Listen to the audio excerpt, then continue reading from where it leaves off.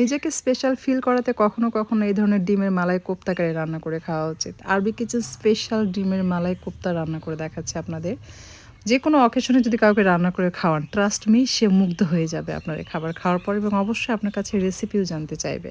এর জন্য আমি এখানে গরুর মাংস নিয়েছি, চর্বি সহ। এখানে ১ পিস চর্বি রয়েছে। সব মাংস এবং চর্বি একসাথে ব্লেন্ড করে কিমা তৈরি করে নিতে হবে।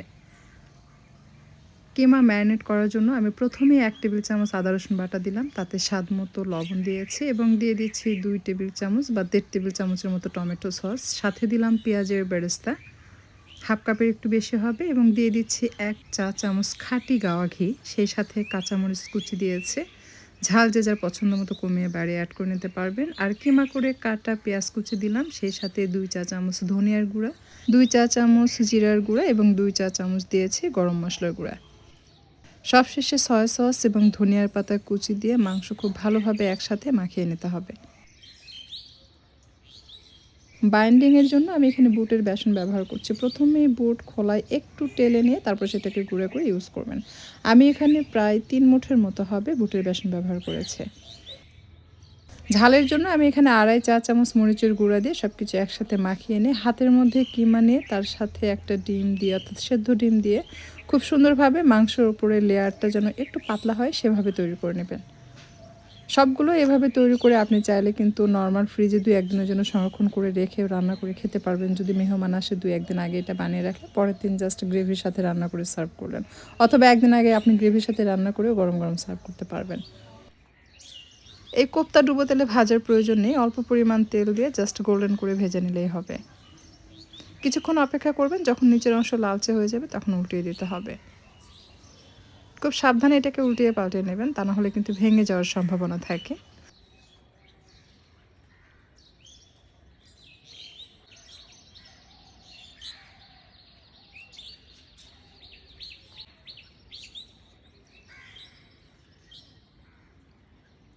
সেম তেলে আমি পেঁয়াজ বেরেস্তা করে নিচ্ছি। এখানে আমি পেঁয়াজ অ্যাড করেছি হাফ কাপের মতো।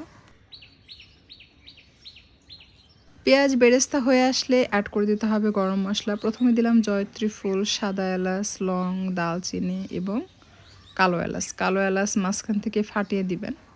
এরপর অ্যাড করে দিচ্ছি পেঁয়াজ বাটা। আমি এখানে হাফ কাপের একটু বেশি হবে পেঁয়াজ বাটা দিয়ে কিছুক্ষণ ভেজে নিচ্ছি যেন পেঁয়াজের কাঁচা গন্ধ চলে যায়।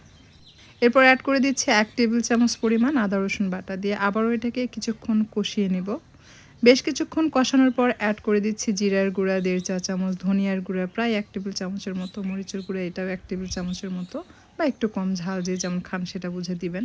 গরম মশলার গুঁড়া আমি এখানে কিন্তু অ্যাড করিনি। এখানে অ্যাড করেছি আপনার রোস্টের মশলা ১.৫ চা চামচ থেকে ২ চা চামচ পরিমাণ হবে। স্বাদমতো লবণ এবং পানি দিয়ে মশলাটাকে খুব ভালোভাবে কষিয়ে নিচ্ছে। আপনি যদি রোস্টের মশলা দিয়ে এটা রান্না করেন, ট্রাস্ট মি এটার টেস্ট মারাত্মক লেভেলের আসে। এই পর্যায়ে টক দই দিয়েছি হাফ কাপের মতো। খুব ভালোভাবে ফেটিয়ে নিয়ে চুলা বন্ধ করে টক দই দিয়ে অনবরত নেড়েচেড়ে মিশিয়ে নেবেন। মিশানো হয়ে গেলে চুলা ধরিয়ে দিয়ে অ্যাড করে দিতে হবে বাদাম বাটা। আমি এখানে কাঠবাদাম ব্যবহার করেছি ১৪টি। এরপর কষিয়ে নেওয়ার পর অ্যাড করলাম নারিকেল বাটা। সেম রেসিপি ফলো করে রান্না করলে এটার অ্যারোমা আশেপাশে ছড়িয়ে পড়বে।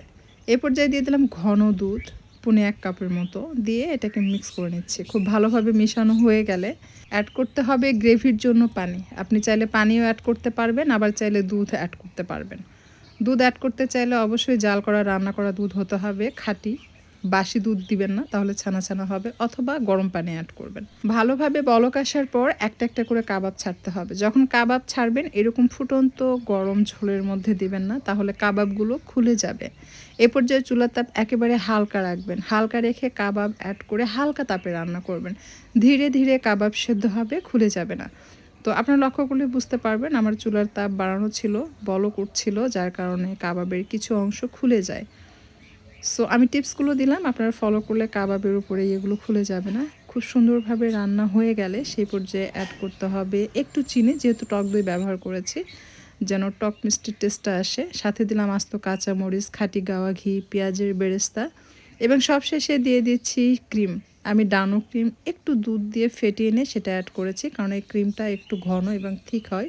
এরপর দমে বসিয়ে রাখবেন ৫-৭ মিনিট। এর মাঝে বেশ কয়েকবার আমি ঢাকনা খুলিয়ে উল্টিয়ে পাল্টিয়ে মিক্স করে নিয়েছি। চুলা বন্ধ করার পর উপরে আমি একটু গ্রেভি দিয়ে দিচ্ছি। আপনারা নিশ্চয়ই দেখেই বুঝতে পাচ্ছেন যে এটা যে কতটা লোভনীয় হয়েছে। আর এটা কতটা মজার সেটা আসলে বলে বোঝানোর মতো না। আপনি যদি রান্না করেন তাহলে বুঝতে পারবেন। এটা আরবি কিচেন স্পেশাল একটা মানে ডিমের মালাই কোফতা কারি রেসিপি। সো আমি বলব যারা আরবি কিচেনের রেসিপি ফলো করেন এবং ট্রাস্ট করেন যে রেসিপি মজার হয়, তারা অবশ্যই এই রেসিপি ট্রাই করবেন। এই খাবারটি একবার রান্না করে খাওয়ার পর আপনার পছন্দের তালিকায় এটা সেরা হবে ইনশাল্লাহ।